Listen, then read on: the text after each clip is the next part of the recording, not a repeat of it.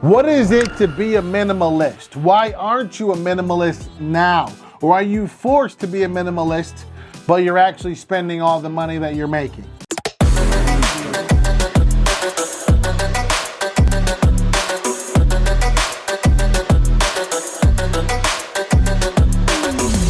So what is a minimalist? A minimalist is somebody who focuses typically either on two things. One, living free as cheap as humanly possible. And two, somebody who lives frugal and willing to suffer for future opportunity, right? Now, being a minimalist by definition is somebody who tries to live as cheaply as humanly possible. There are actually tons of minimalists in this country, but not nearly as many as the ones who are brainwashed by the monotonous marketing of instant gratification. You can buy it cheap, make payments, all these other things, okay? So being a minimalist for a Lifeaneur is somebody who's willing to suffer now and be able to invest not only in their future, but themselves mentally on actionable content that will grow you. We live in the information age. My YouTube videos cost you nothing but a little bit of investment in your time, okay? So be willing to focus on what you have to do to grow your mind while you also grow your cash reserves, or what I call your opportunity fund, right? Now, living free, you have to have some rules in being a minimalist in order to get to living free, right? The first thing you have to do is you have to try to avoid as much as humanly possible all the debt traps that are out there. That's right, debt traps. College today is a debt trap. Unless you want to go into being a specialist, you don't need to go to college. It doesn't weigh the value it did 30 years ago. Trust me, it doesn't. I don't care what you believe, it doesn't. Also, buying $4,000 couches when you can buy a used one on KSL or Craigslist or wherever for $500 or $600 to somebody who's leaving the state, right? That is a minimalist. Avoiding the debt traps. Using credit cards responsibly and intelligently to just grow your credit and not trying to get into debts. Avoiding credit card debts, auto debt, insurance debts, and all the other college, everything else that's out there, all the debts. Avoid debt at all costs. Right now, there's no such thing as good debt or bad debt because you're still trying to get to opportunity cost for buying power. You don't know, it's not worth going into good debt versus bad debt. You're focusing on being a minimalist right here. Now, what's beautiful about it is that my target audience is typically between the ages of 12 and 34, which are people that don't have a lot of overhead or a lot of expenses. You can live very cheap. So if you make $6,000 a month, I'm sorry to tell you this, but $1,800 of it has to go to where you live. The rest of it has to go towards opportunity, okay? The next thing you have to do is you have to be willing to suffer.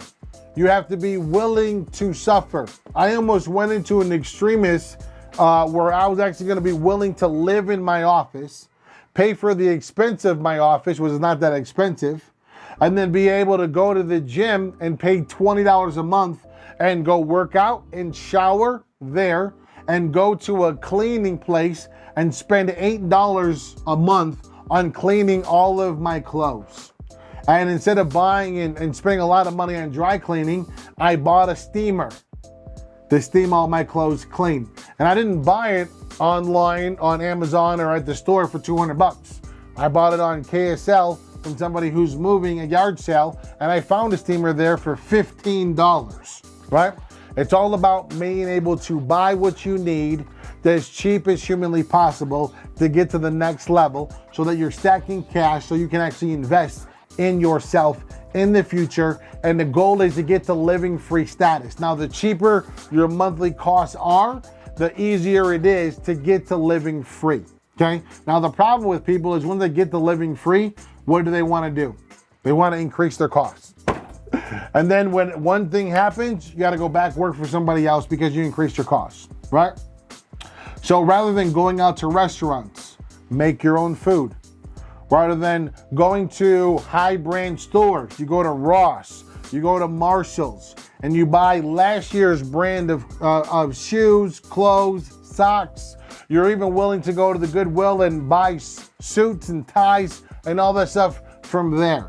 I bought 4 mattresses for my kids at the Goodwill, and they were all brand new. Know why? Because they were donated to the Goodwill. That's right. I wasn't too good to go to the Goodwill and buy mattresses for my kids. And know what? Those mattresses are way nicer than the mattress that I did buy for $2,000 before I became a minimalist, right?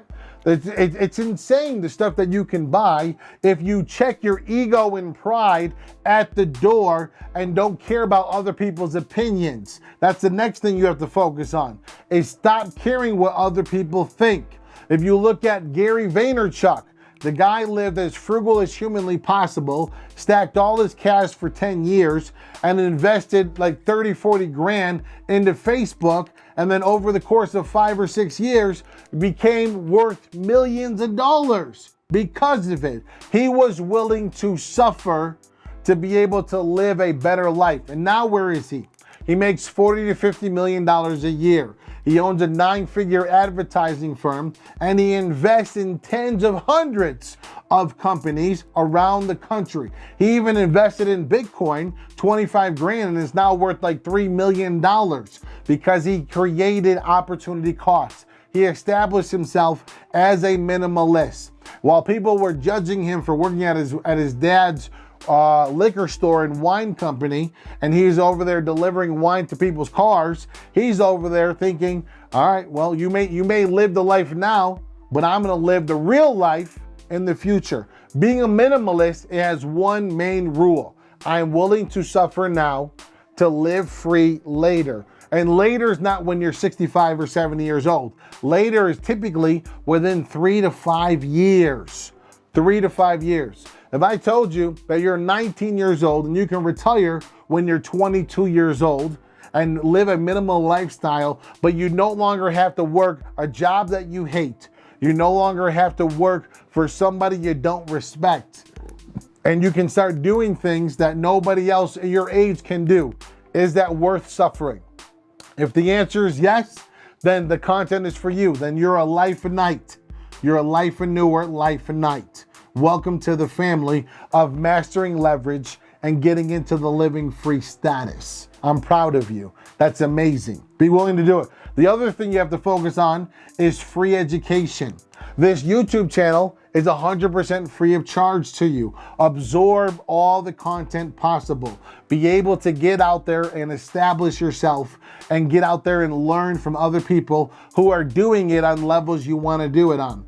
My goal for being a minimalist is that I make so much money that I only live on less than 1% of the money I actually earn. That is a minimalist goal for me. What is your minimalist goal for you?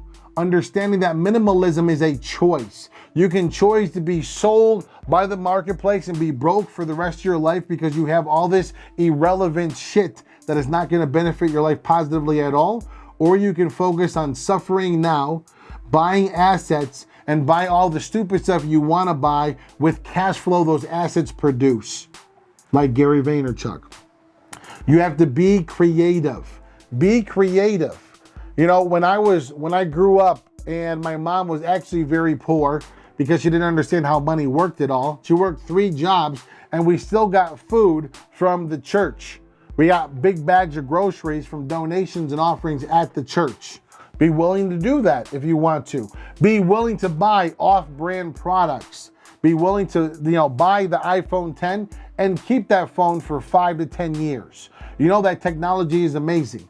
You can also buy a brand new phone on KSL, on Craigslist, on eBay, on Amazon that's used and pretty much new for a fraction of the cost. Be willing to buy from Boost Mobile and Cricket and not from AT&T and Verizon. Be willing to make those sacrifices. That's what a minimalist is now. What are you doing to be a minimalist? And are you willing to suffer for 3 to 5 years to live free for 40 to 50 to 60 years? Or are you willing to not do that and want to retire at 65 years old, which for 90% of baby boomers will never happen. This is Lifeaneur. Hope you like this content. Hope you got enjoyment. Make sure you subscribe, and thank you.